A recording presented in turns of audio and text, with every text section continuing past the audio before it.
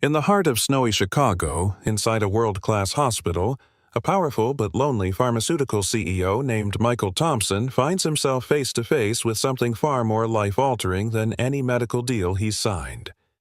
While waiting to finalize a research partnership, he spots three young siblings, triplets, huddled outside the ICU, their mother in a coma. When one of the girls hands him an old pocket watch engraved M+R, something inside him breaks open. Why does that watch look so familiar? Why does the boy's smile remind him of someone he loved and lost?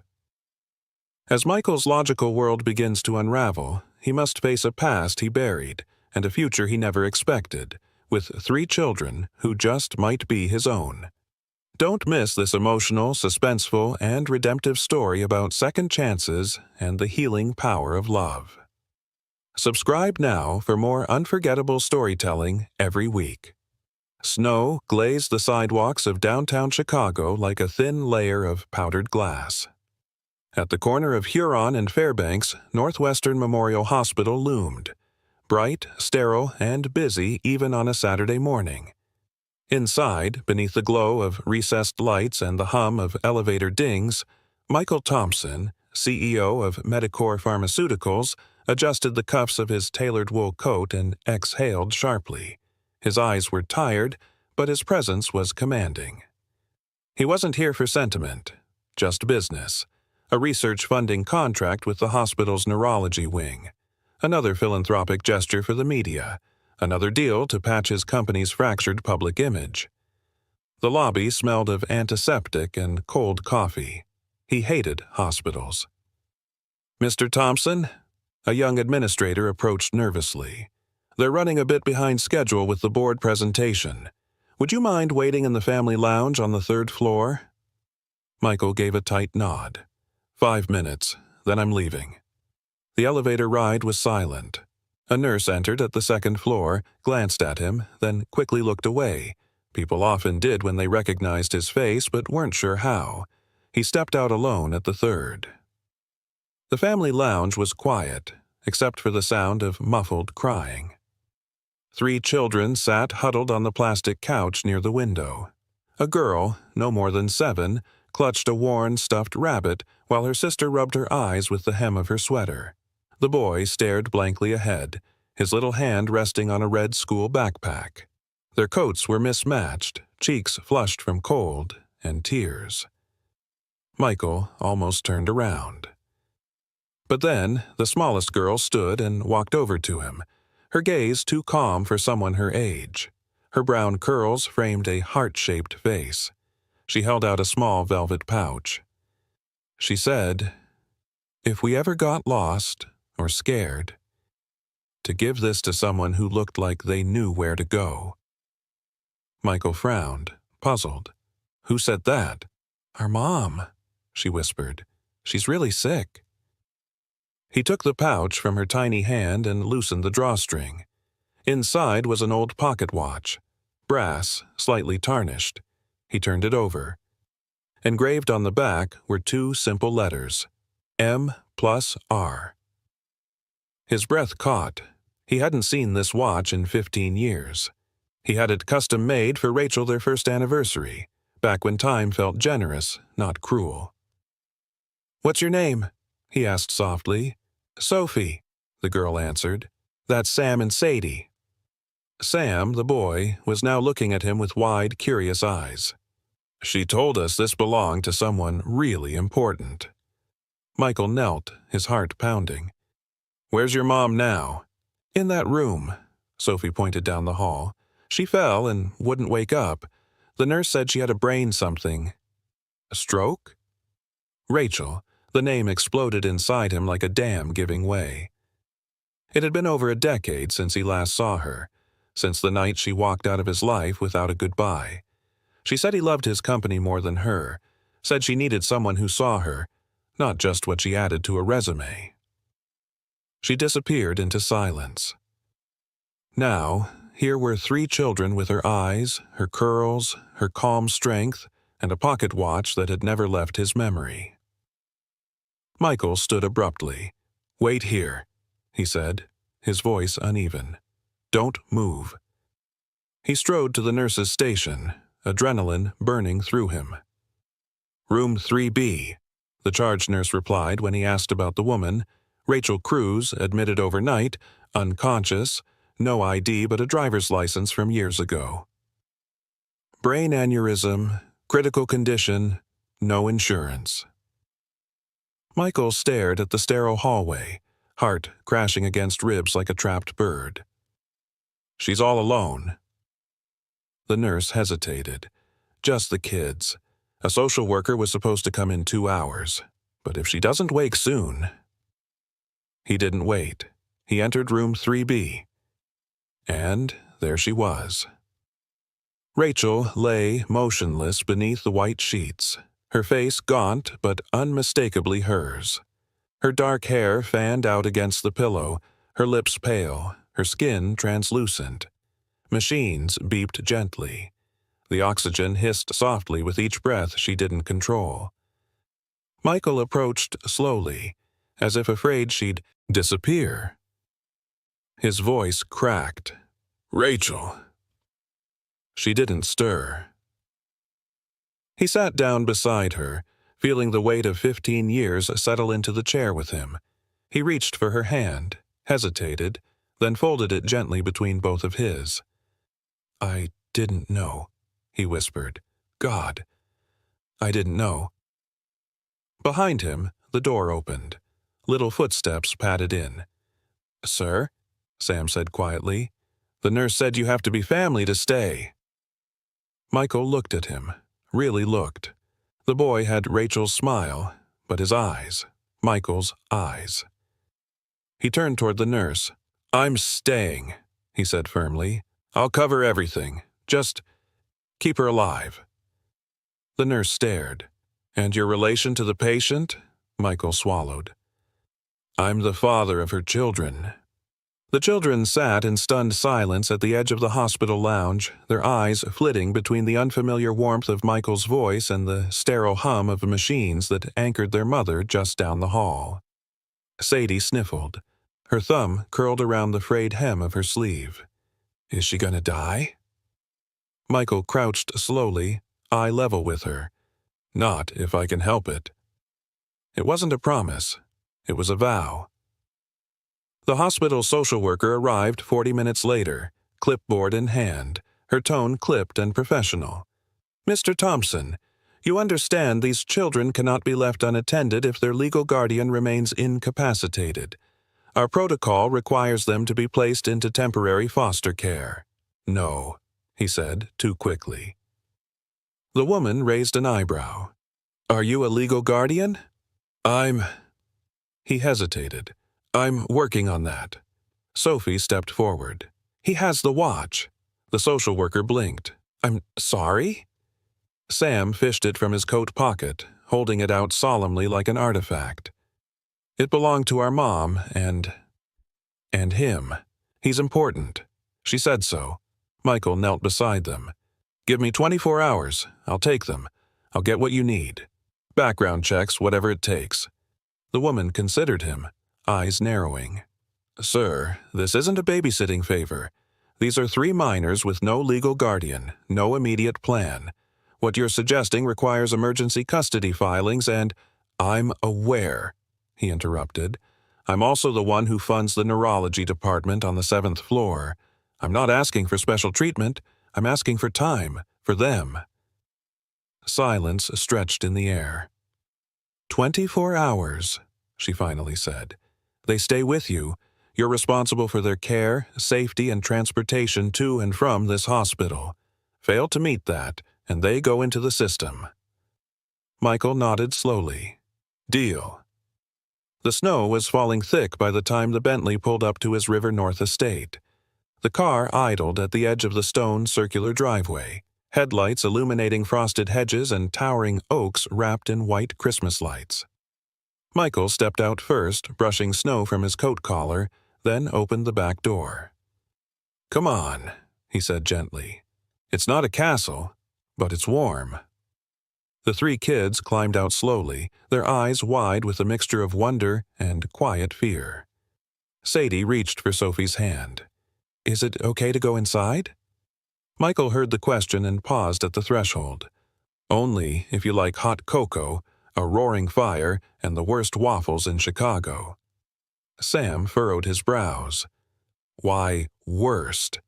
"Because I make them," Michael confessed, smiling faintly. Inside, the mansion felt cavernous. Polished floors echoed under their sneakers. The kids shuffled past modern art and glass-topped tables like they were walking through a museum. Michael led them to the kitchen, unbuttoning his sleeves. "Let's make a deal. If you teach me how to not burn breakfast, I'll teach you how to work the espresso machine." Sadie's eyes lit up. "You have an espresso machine?" Sophie added, "We're not allowed caffeine." "Fine," Michael relented. "Hot cocoa, but first—" He opened the stainless steel fridge, pulled out a carton of eggs and a mixing bowl.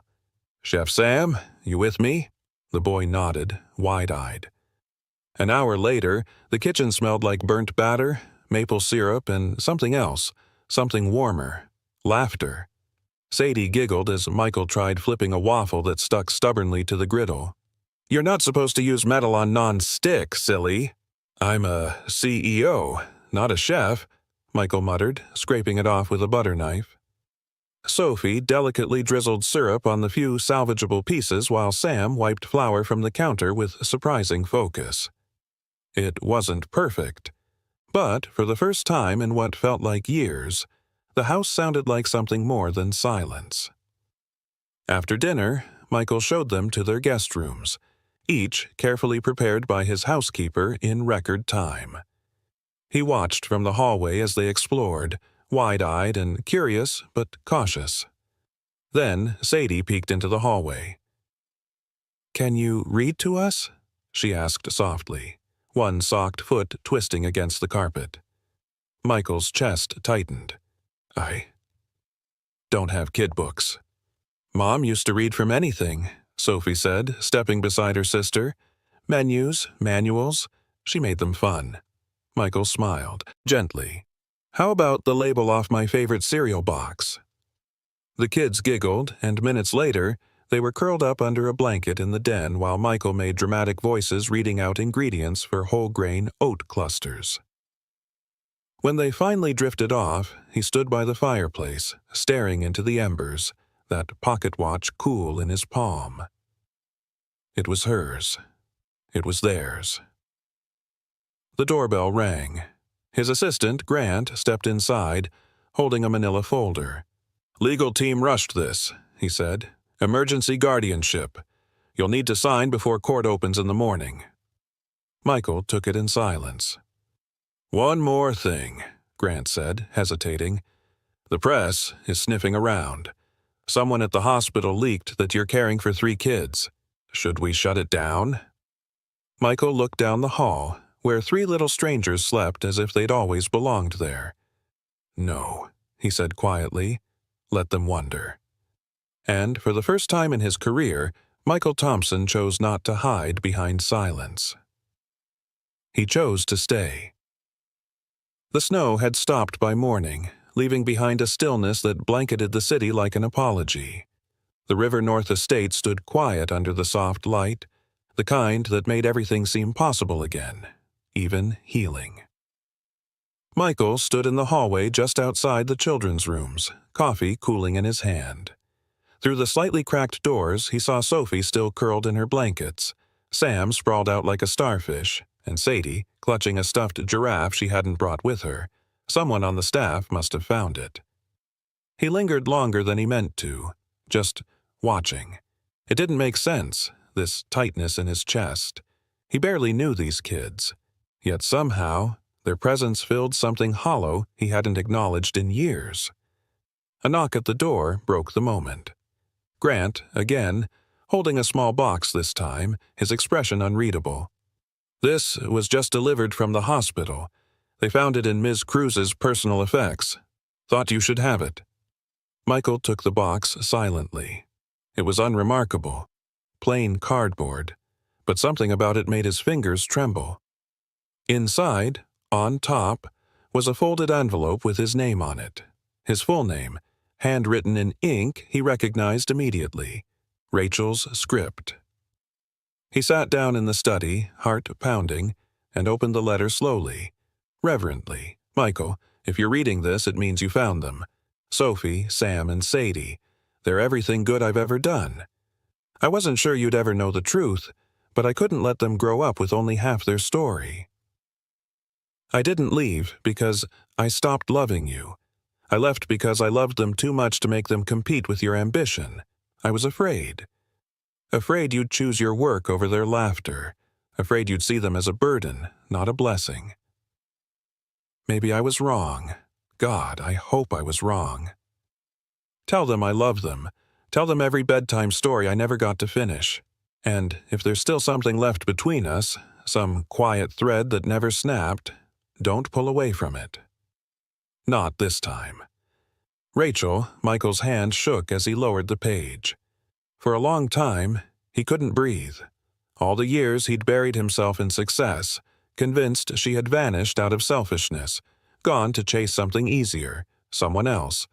But the truth was far simpler, far more human. She had been trying to protect the children, from him. And now, she was fighting for her life, unable to explain or defend herself.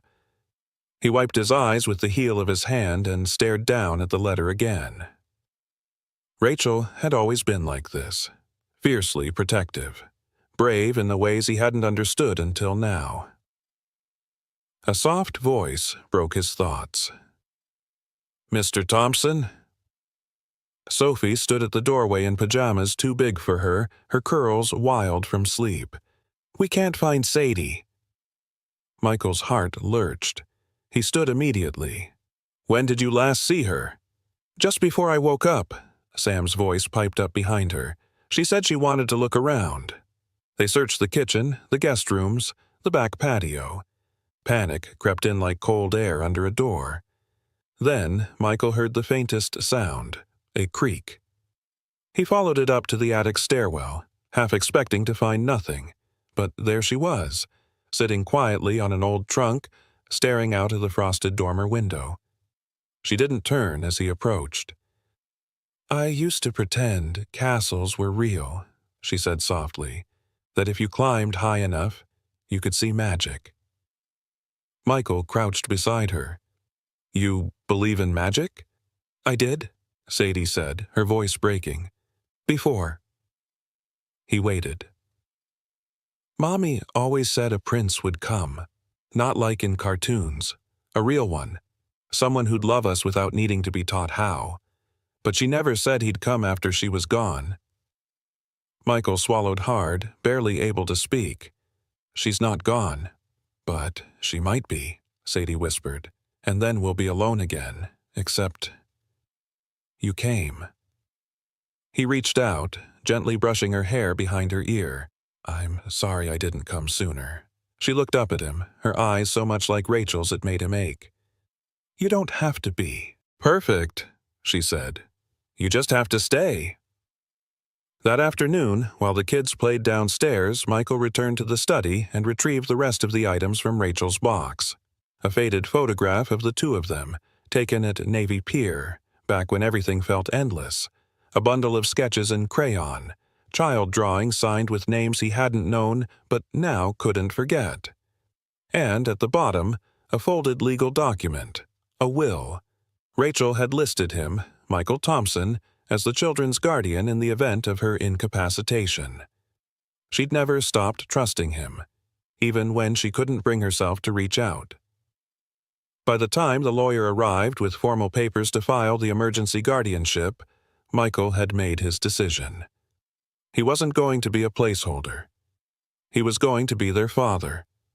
Not in name, not in duty, in every laugh, every bedtime story, every failed waffle. It was time to stop living in regret and start living in their world. Together. The next morning brought a rare hush to the house. Outside, snow dusted the tall oaks that lined the estate, while inside, 3 children gathered sleepily at the massive kitchen island, unsure what to expect from a man who'd only yesterday promised to become their guardian. Michael stood over the stovetop like a man preparing for battle, his sleeves rolled up, spatula in one hand, and the waffle batter Rachel used to love in the other. He'd found her recipe tucked between pages of a worn cookbook still stained from syrup. Somehow, it felt right. Sam peeked over the counter, his voice small but curious. "You know how to cook?" Michael gave a slow smile. "I've eaten enough waffles to fake it." Sadie giggled. Sophie, ever watchful, studied his every move. The first waffle burned. So did the second.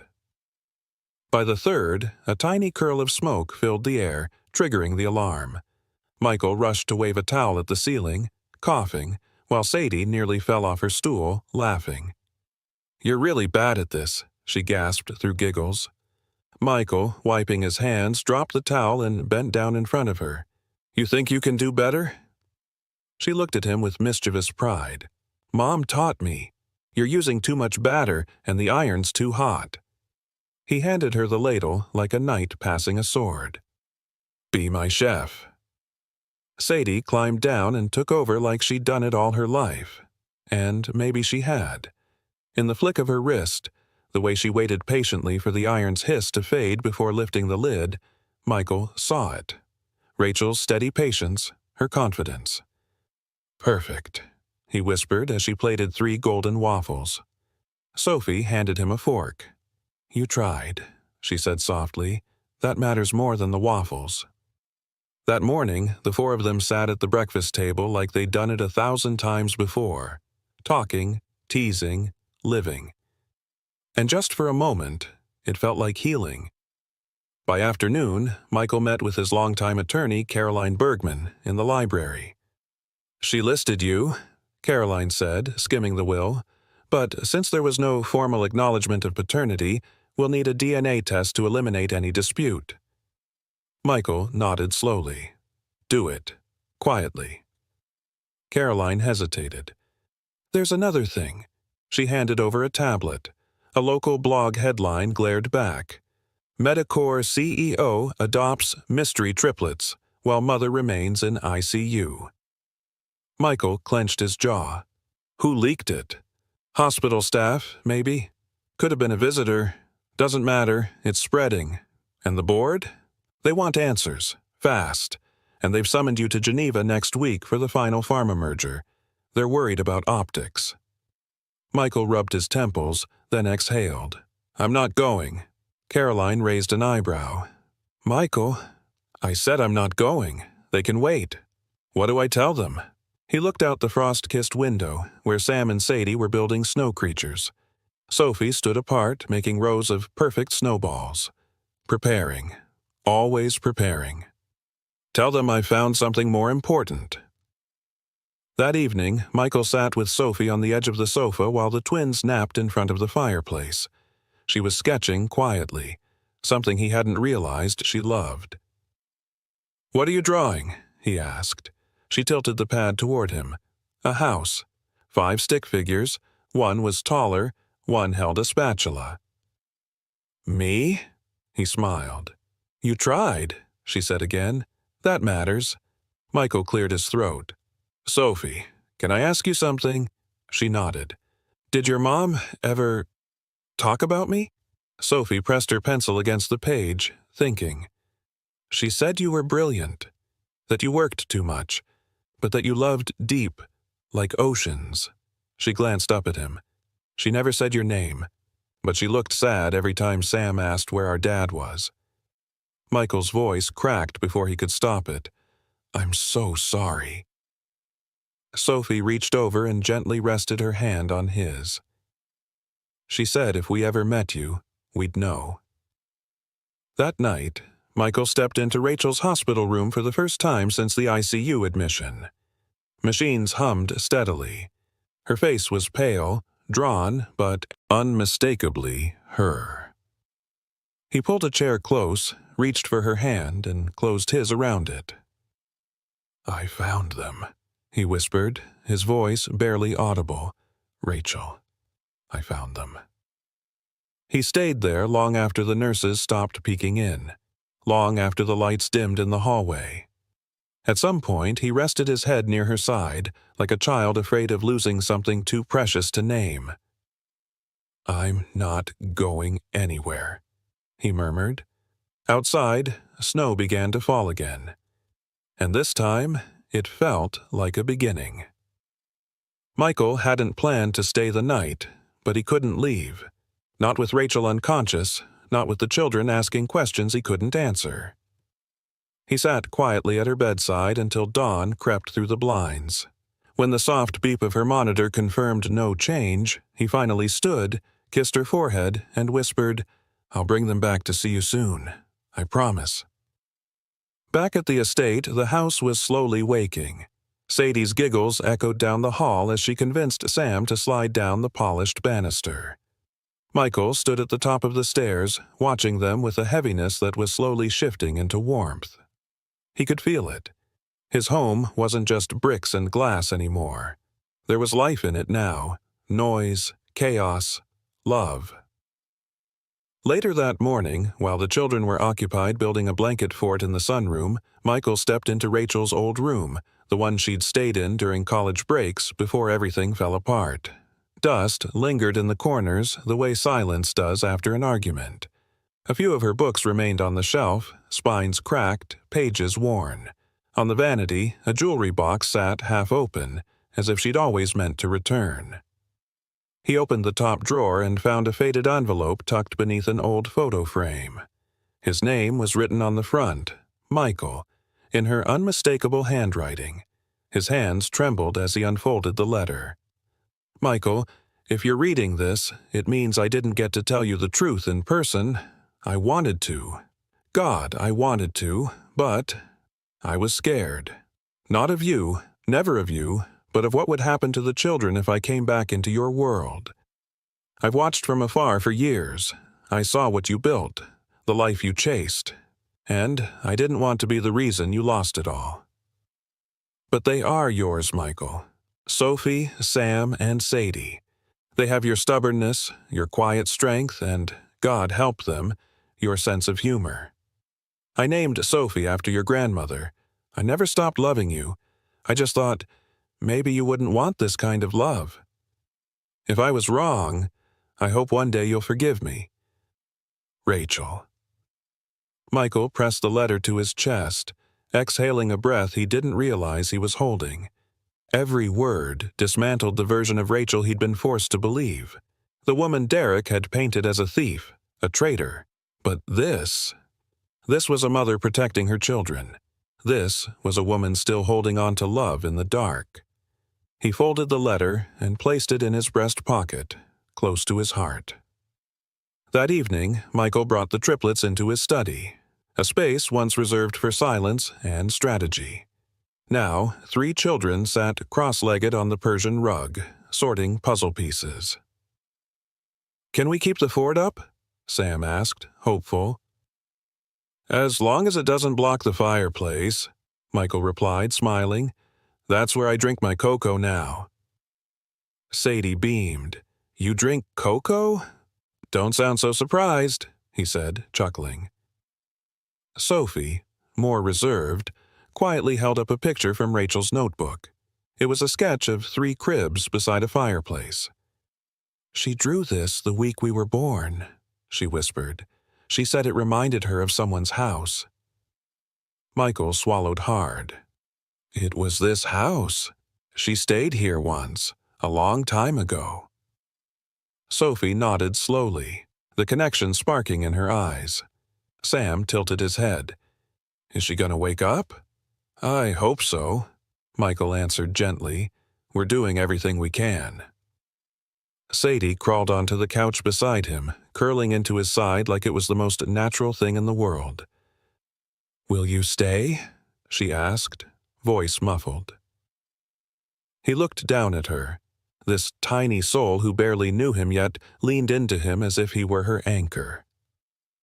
"I'm not going anywhere," he promised. The next morning brought snow and an unexpected visitor. Michael opened the door to find a man in a long gray coat and expensive scarf. Robert Jennings, Rachel's older brother and a prominent family attorney. His expression was guarded, his tone clipped. "I heard you're playing family man now." Michael narrowed his eyes. "Come in or leave."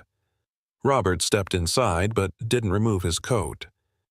"I'm petitioning for custody," he said bluntly. "Rachel trusted me to handle her affairs if anything happened. You don't get to swoop in with your money and fix everything with a credit card." Michael's voice darkened. "They're my children." Robert scoffed. "You have a DNA test to back that up?" Michael didn't blink. "Soon. Until then, I have every right to question your intentions. The media's already speculating this is a PR stunt. You're days away from a major merger." "I pulled out," Michael cut in. Robert paused, clearly caught off guard. "You... what?" "I told the board I'm not going to Geneva. My place is here." A flicker of confusion passed over Robert's face. "I have no doubt you love your sister," Michael added, quieter now. "But don't let your grief turn into suspicion. I'm not the man I used to be, and I sure as hell won't walk away from them again." Robert hesitated. Then, without another word, he turned and left. Michael closed the door and leaned against it, heart pounding. Not from fear, but from the weight of finally fighting for something worth losing everything for. In the days that followed, the triplets began calling him Dad in different ways. Sadie did it first, accidentally, then shyly. Sam followed, grinning as he corrected himself mid-sentence. Sophie waited the longest, as if testing his consistency. When she finally said it, it was in the form of a question. "Are you my dad?" Michael knelt in front of her, tears glistening. "I am." She nodded, then leaned forward, resting her forehead against his. "Okay," she whispered. The scent of cinnamon and scorched sugar drifted through the grand kitchen of Michael's estate, wrapping itself around laughter like a childhood memory resurrected. It was Sunday, 2 weeks since the children had entered his life, and Michael had promised them a real breakfast, which in Sadie's vocabulary meant waffles made from scratch. What Michael hadn't confessed was that he hadn't cooked in years. Not unless you counted reheating catered meals or pressing the espresso machine button with the kind of robotic precision that defined his former life. He stood now, sleeves rolled up, apron slightly crooked, staring down at the batter like it was a volatile science experiment. Sam climbed onto a stool beside him, eyes wide with curiosity. "Do you even know what you're doing?" the boy asked skeptically, one eyebrow arched, just like Rachel used to. Michael laughed nervously. "Does it look like I do?" Sadie was already giggling from across the counter. "You forgot to spray the waffle iron, silly." Sure enough, when he opened the steaming metal plates, a blackened waffle clung stubbornly to both sides. Sophie, more diplomatic, simply slid a plate toward him and offered, "Maybe we can call this one abstract." Michael chuckled, wiping sweat from his brow with the back of his wrist. "All right, team, one more shot. This time we spray, we pour, we breathe, and we hope." And this time, it worked. The golden waffle that emerged was imperfect but edible, and the pride in Michael's eyes wasn't about culinary skill, it was the joy of being clumsy and present with the people who mattered most. Later that morning, the house was still, sunlight pooling through the glass ceiling of the atrium. Sophie had wandered into Rachel's old bedroom again. Michael found her perched quietly on the edge of the window seat, clutching a folded letter in her hands. She wrote this before. "The hospital," Sophie said softly, handing it over. Michael took the letter, heart pounding. Rachel's handwriting, neat but hurried, danced across the page. "To my 3 wild wonders, Sophie, Sam, and Sadie. If anything ever happens to me, I want you to know this. You are loved more than all the stars I showed you in the night sky. I've tried to protect you from everything, even the truth. But if this reaches you, you deserve to know it. Your father is Michael Thompson. Yes, the man on TV, the man you've asked about. I didn't tell him about you not because I didn't trust him, but because I didn't trust the world he was in. I didn't want your lives to be dictated by wealth or headlines. But he is not the man they make him out to be. He was kind. He loved music. He used to write little melodies in the margins of my notebooks when we were young. If he ever finds you, let him in. He will protect you. He will love you. He always did, even when he didn't know you existed. Love, Mom. Michael folded the letter slowly, hands trembling. Sophie looked up at him. Is it true?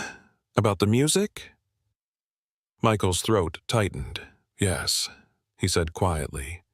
She kept the notebooks? In a wooden box, under her bed. She said they were memories you could listen to without sound. Tears welled in his eyes. Your mom was extraordinary. Sophie nodded. You're kind of like her, too. Just messier. Michael laughed through the ache in his chest.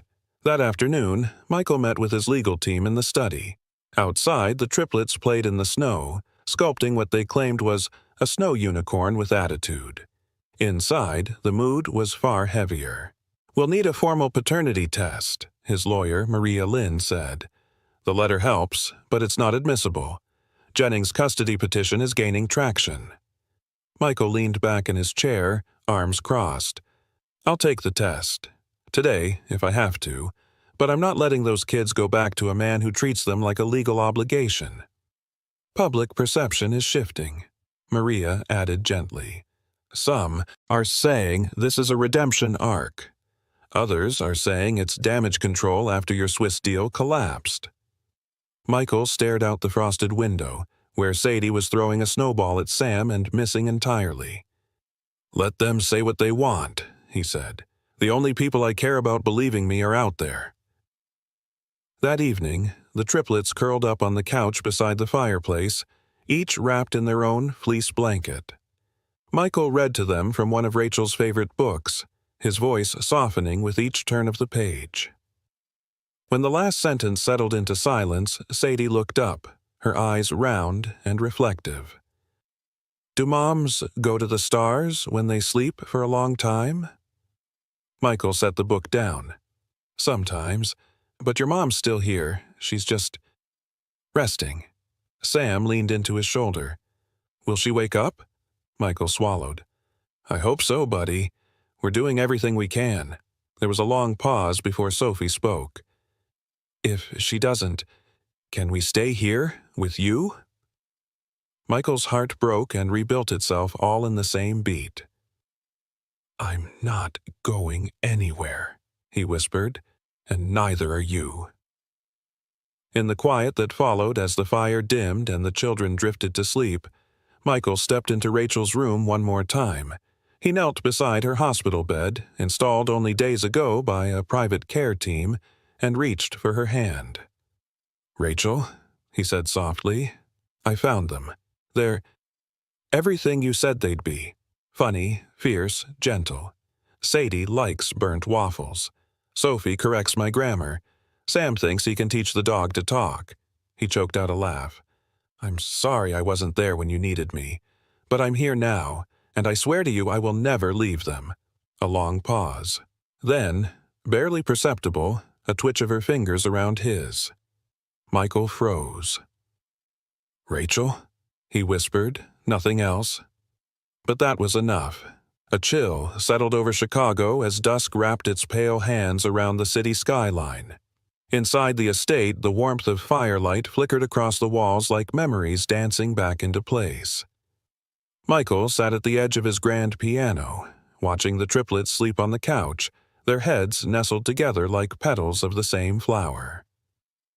For the first time in years, the house wasn't silent, it breathed. He glanced down at the crumpled envelope in his hand. It was Rachel's handwriting again. This letter had been discovered inside the lining of Sadie's coat, hidden and taped beneath the inner fabric, almost as if Rachel had prepared for the worst and left breadcrumbs of love scattered for her children to one day find. Michael unfolded it carefully. Michael, if you're reading this, I'm gone, or close to it, but more than anything, I need you to forgive me. I didn't tell you because I was afraid. Afraid the man I once loved had disappeared behind quarterly reports and glass towers. But I see him in our children, every single day. If there's still even a piece of that man left in you, then I know you'll do what's right. Protect them, love them, be the music they can hold on to in the dark. Rachel, the words cut deeper than any blade could have. Michael closed his eyes, the weight of her trust pressing into his chest like gravity. He had failed her once. He wouldn't again. The next morning, Michael met Maria Lynn at the courthouse for an emergency hearing. Robert Jennings, Rachel's brother, had filed a formal petition for temporary guardianship, citing Michael's emotional instability and lack of experience with children. Maria placed the letter gently in front of the judge. Your Honor, the children's mother made her wishes clear, not only in writing, but by leaving them in Mr. Thompson's care the moment she fell ill, and DNA results have confirmed, without a doubt, he is their biological father. Robert scoffed from across the aisle. Michael Thompson is a billionaire. That doesn't make him a parent. Michael stood slowly. His voice was steady, but there was sorrow in it, raw and unscripted. I've built pharmaceutical labs in 5 countries. I've signed billion-dollar mergers and made enemies in every boardroom from Geneva to Tokyo, but I've never fought for anything that mattered. Until now. He paused, eyes locked on the judge. Sophie leaves sticky notes around the house to remember people's names, because she's afraid of forgetting, like her mom might. Sam won't cry in front of anyone, but he keeps a picture of Rachel under his pillow. And Sadie. Sadie hums lullabies when she thinks no one's listening, the same ones Rachel used to sing when we were young. Michael's voice cracked. I'm not asking to keep them because I can afford to. I'm begging to raise them because I can't afford to lose them. The judge leaned back, fingers steepled beneath his chin. I'll take your testimony into consideration. Ruling will be issued in 72 hours. That night, Michael returned home to find Sadie curled up in Rachel's bed, clutching a stuffed rabbit. Is Uncle Robert going to take us away? She asked quietly. Michael knelt beside her. No one's taking you anywhere. Her lip quivered. You promise? He reached into his coat pocket and pulled out the old pocket watch Rachel had given the kids, the one engraved with M+R. He gently pressed it into her hand.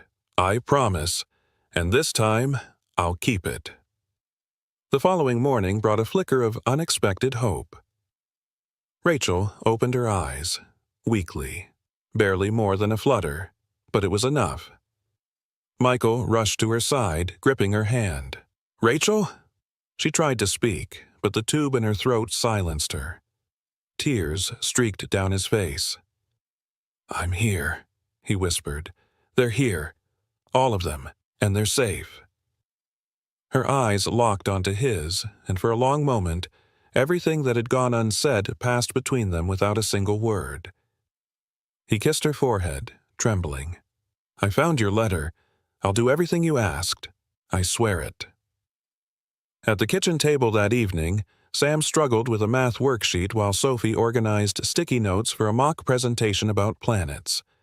Sadie hummed a lullaby softly as she drew Rachel lying under a tree, surrounded by flowers. Michael paused, watching them from the doorway. The estate was no longer quiet. It had a heartbeat again. Then his phone buzzed. Maria's voice on the other end was restrained but triumphant. The judge ruled in our favor. Full guardianship is yours, effective immediately. Michael's knees nearly gave out. He hung up the phone, turned to the kids and said, You're staying, here, forever. Sadie dropped her crayon. Even after Mommy wakes up? He smiled through tears. Especially after Mommy wakes up. As night fell, the house stood illuminated like a lighthouse against the snowy dark of the Chicago winter.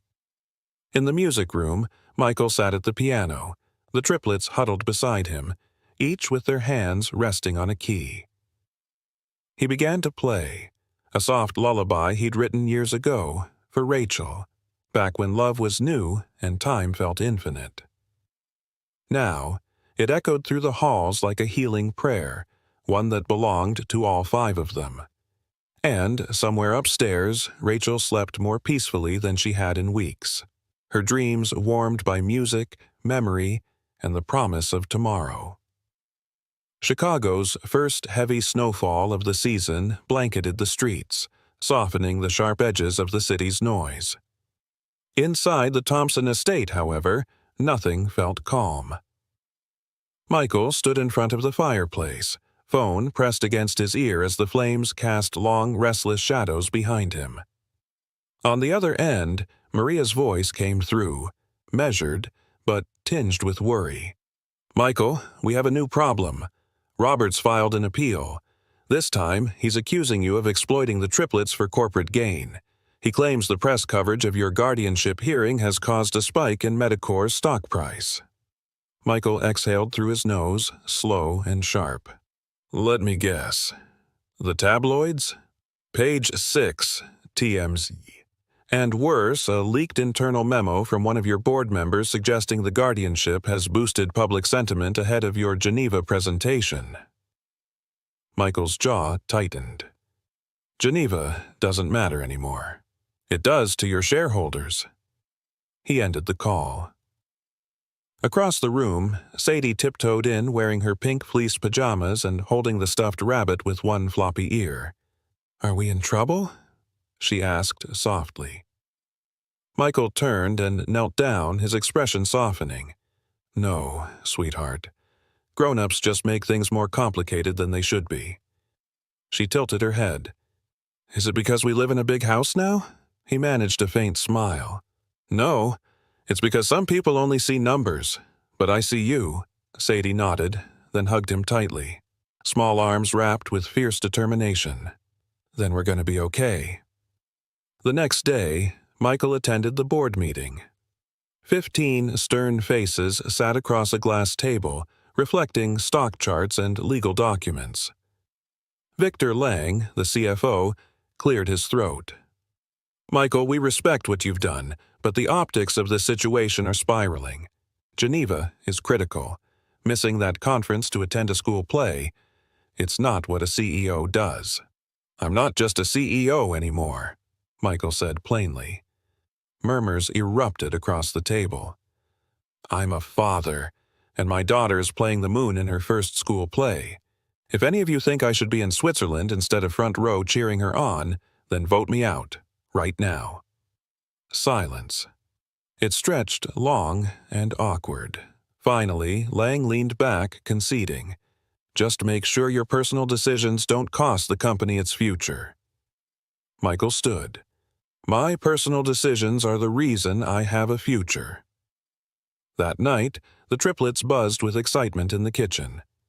Sophie rehearsed her lines with Sam, who kept mispronouncing orbit, while Sadie spun in slow circles, arms outstretched. "I'm the moon," she beamed. "And Mommy always said the moon needs to shine extra bright when people feel sad." Michael laughed. "Then you better shine like never before." Rachel, still recovering in the guest room upstairs, had begun to speak in brief moments, gentle words, slow and cautious. Every day brought a new sliver of progress, a new crack of light through the long tunnel.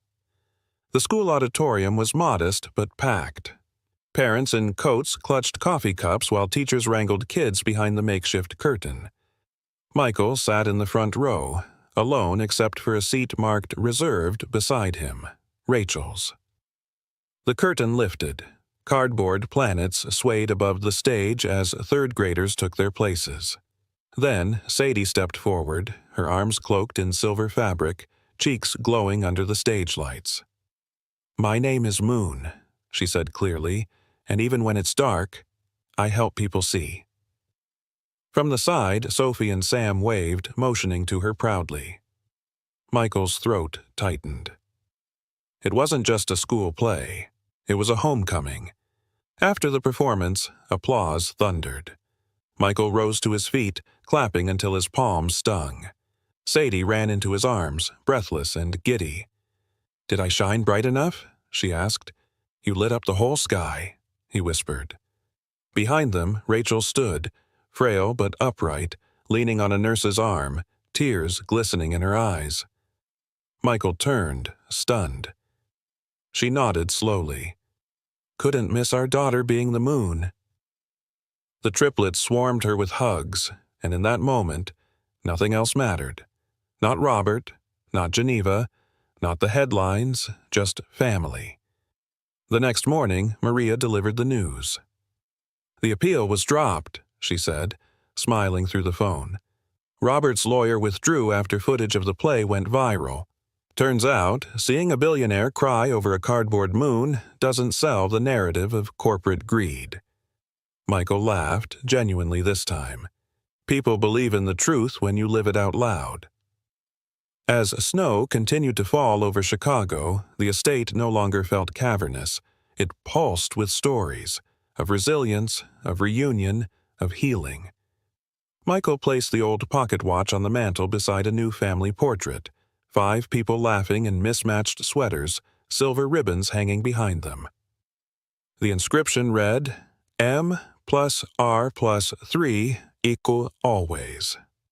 And beneath it, in smaller letters, Sadie had written in crayon, "Moonlight is forever." The snow had turned to soft slush in the city streets by the time Michael returned home, but inside the Thompson estate, warmth had settled like a gentle hush. The play was behind them, but the weight of the week still lingered, like an emotional fog that refused to lift too quickly. Rachel was resting upstairs, her strength returning in steady increments. The triplets had fallen asleep on the couch. Sam curled up in a blanket fort, Sophie halfway through a drawing of planets, and Sadie, as usual, clutching her stuffed rabbit close to her chest. Michael sat in the reading chair nearby, watching the fire flicker in the hearth, the only light in the room casting long, tired shadows. He hadn't intended to stay up, but sleep seemed like a luxury that night. His mind was restless, full of letters not written, things not said. Then a small voice cut through the quiet. "Are you going to leave?" Michael blinked. Sadie was sitting upright now, rubbing her eyes, her curls wild from sleep. She didn't look afraid, just uncertain, hopeful, and hesitant. "What do you mean, sweetheart?" She looked down, fidgeting with the rabbit's torn ear. "Everyone always leaves after a while. First our babysitter, then Mommy got sick, and Robert said you'd leave too. He said you were just pretending." The words stung sharper than he expected. Michael knelt beside her, placing his hand gently over hers. "Sadie, I'm not pretending." Her eyes searched his, tired but serious. "But you're rich. Grown-ups like you always have somewhere more important to be." Michael let the silence stretch for a moment. Then, with deliberate gentleness, he took her hand and placed it over his chest. "Feel that?" he said softly. She nodded, her palm resting above his heartbeat. "That's where you 3 live now. You, Sam, Sophie, and your mom, right here. There's nowhere more important than this." Her bottom lip trembled, and when she wrapped her arms around his neck she held on like he was the last raft in a storm. And maybe in some ways he was. "I promise," he whispered, rocking her gently. "I'm not going anywhere." The next morning brought sunlight and something else, a quiet kind of resolve. Michael knew what he had to do. For months now, he'd lived caught between what the world expected and what his heart demanded. But not anymore. He was going to fight for custody, not just temporary guardianship. He wanted to be their father in every legal and lasting sense, and not just because of DNA, because of what they meant to him. He sat down with Maria that afternoon, Rachel at his side, a knitted shawl wrapped tightly around her shoulders. "Are you sure?" Maria asked.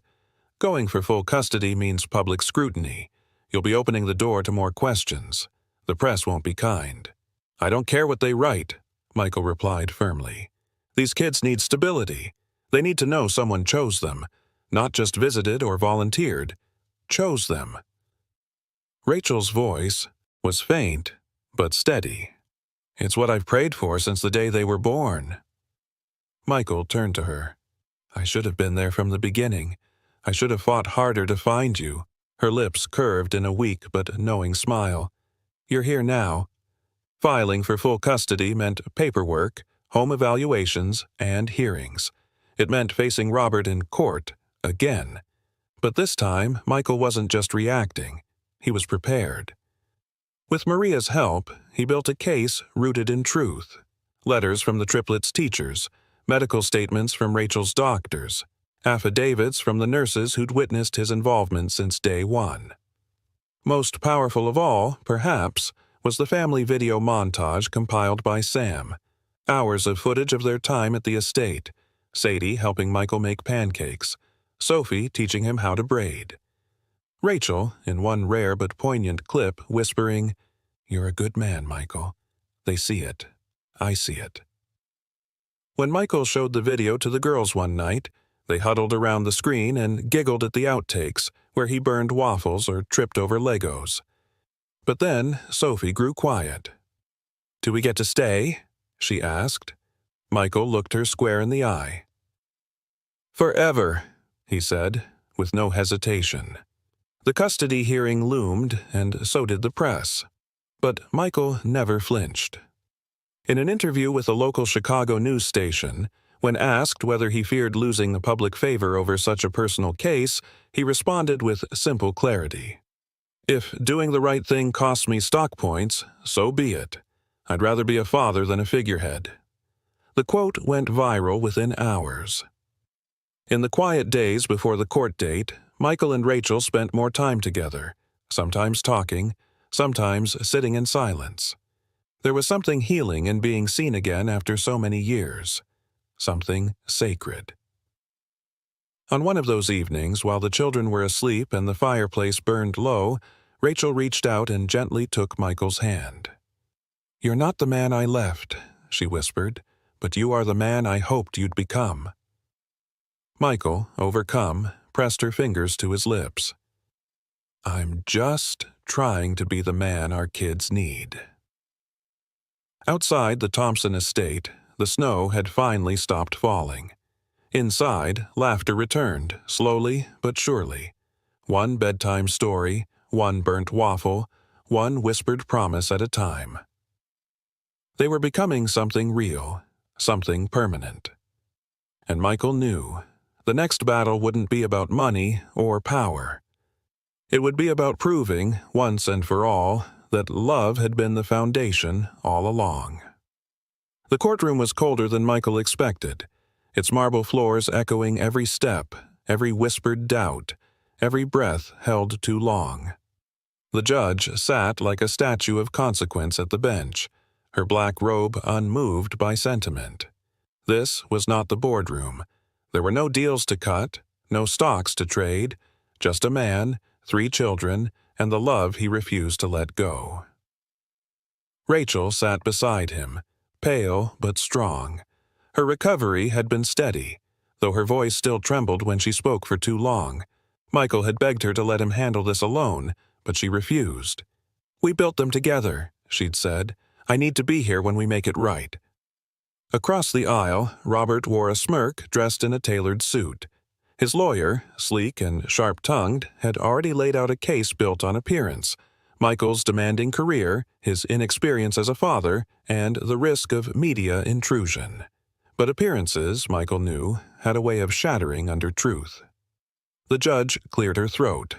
"Mr. Thompson, you may proceed." Michael stood. For the first time in his life, he wasn't speaking for a merger, a brand, or a legacy. He was speaking for Sophie, for Sam, for Sadie. "I used to think leadership meant control," he began, "and I was good at it. Built a company, climbed to the top, made decisions that moved markets. But none of that taught me how to hold a child through a nightmare, how to make pancakes at 6 a.m. without burning them, or how to braid Sophie's hair when she's nervous before school. I had to learn those things the hard way, because I lost 15 years of their lives. His voice cracked, but he didn't look away. I wasn't there when they took their first steps. I didn't hear their first words. I missed their birthdays, their bedtime songs, their scraped knees and spelling tests. And I'll never get those years back. But I'm here now. I choose them now, fully, without condition. He paused, then looked directly at the judge. I am not the man I was. I'm better, because they made me better. The room was quiet enough to hear the soft sniffle of Sadie in the gallery.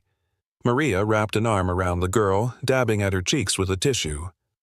Robert's lawyer stood, ready to cross-examine, but the judge raised a hand. That won't be necessary, she said simply. I've reviewed the DNA, the affidavits, and the character testimonies.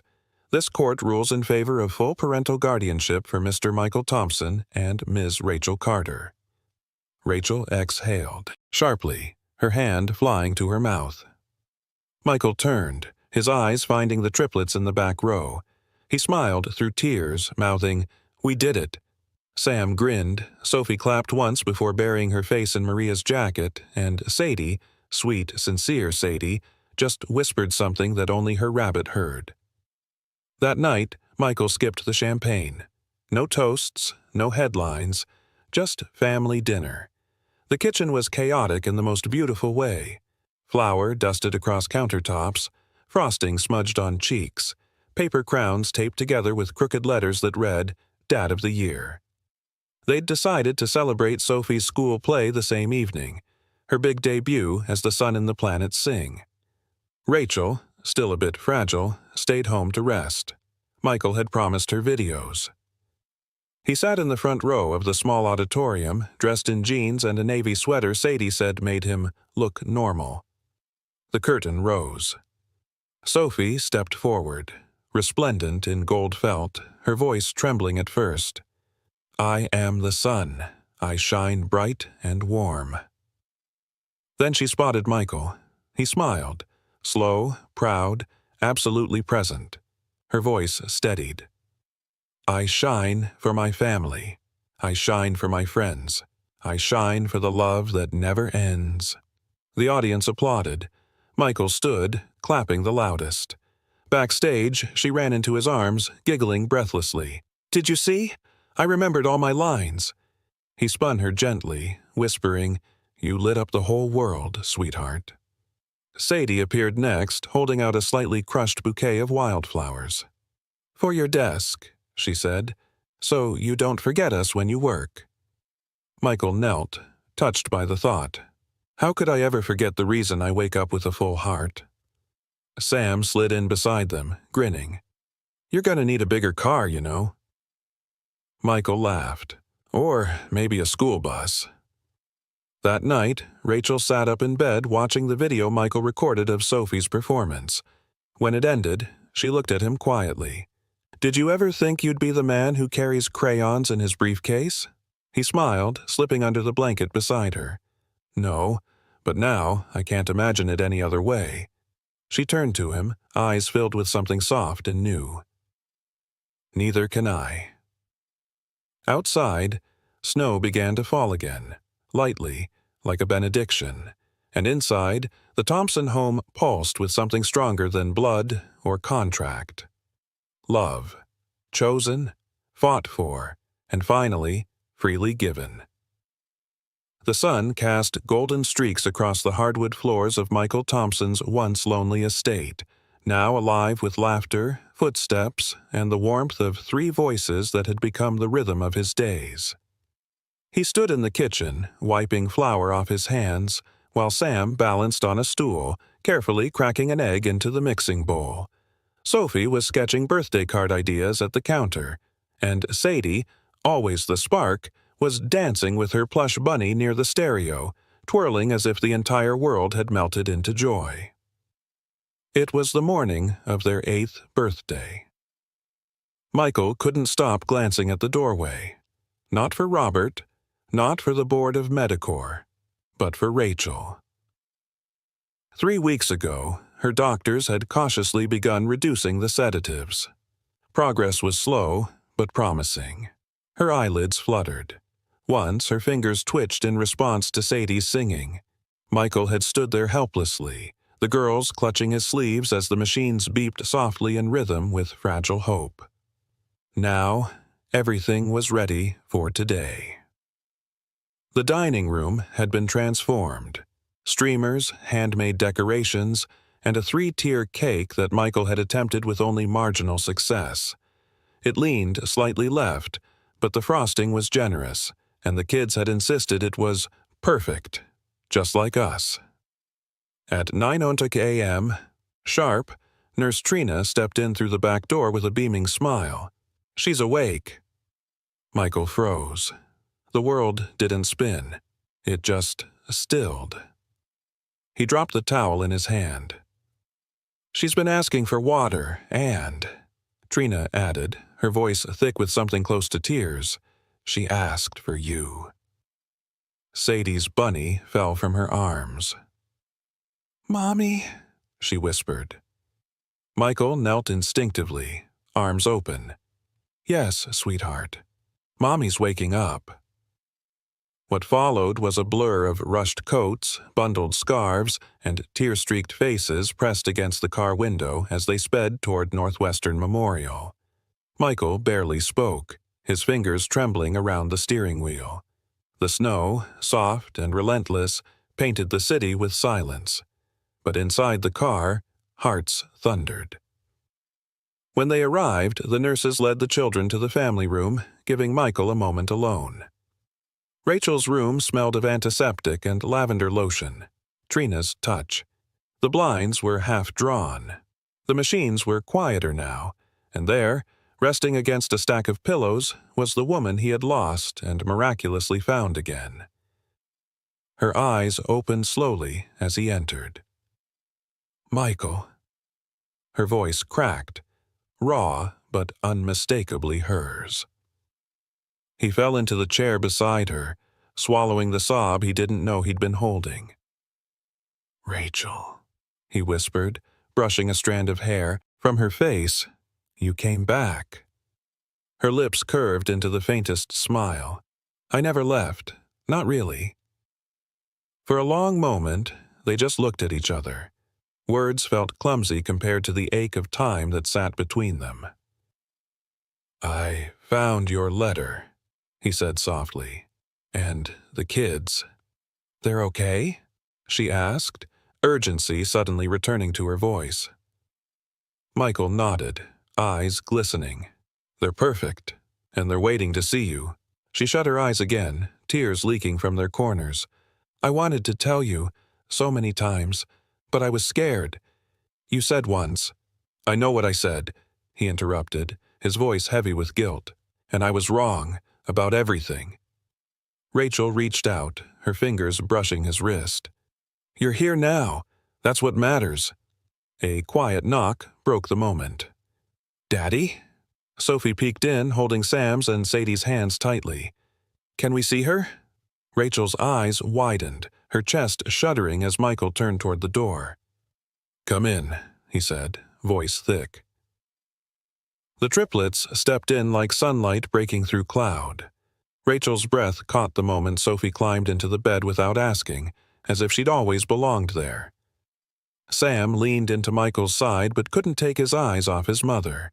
Sadie climbed gently onto the opposite side and whispered, "Mommy, you smell the same."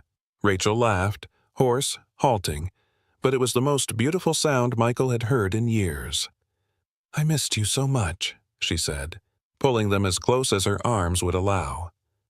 Michael watched them, his family, whole despite everything, and he knew then, beyond business, beyond boardrooms, beyond regret, he'd found what mattered. Later that evening, back at the estate, the 5 of them sat at the long dining table. The girls insisted on lighting the candles on the lopsided cake themselves. Rachel, now resting in a recliner wheeled to the head of the table, held Michael's hand as the room echoed with the off-key chorus of Happy Birthday. Sadie leaned across the table after blowing out her candle and said with absolute certainty, "Daddy made this the best birthday ever." Michael smiled, tears finally falling without shame, because I finally understood what a birthday really means. Rachel squeezed his hand gently. A beginning. And as snow continued falling outside the warm glow windows, Michael stood and walked to the mantel. He placed a newly framed photo, Rachel, the triplets, and himself, arms around each other in a hospital room filled with love. "We're home," he whispered. Snow dusted the rooftops of Chicago like powdered sugar on a birthday cake. Inside the Thompson estate, the warm glow of flickering candles lit up the dining room, where laughter echoed louder than ever before. It was Sophie, Sam, and Sadie's 8th birthday. Not a gala, not a press event, just family. Rachel stood at the far end of the table, one hand resting lightly on Michael's shoulder. Though still recovering, her cheeks held more color than they had in months, and her eyes sparkled with the soft glow of gratitude. 3 cakes, each decorated by hand, stood at the center of the table, surrounded by balloons and imperfectly wrapped gifts.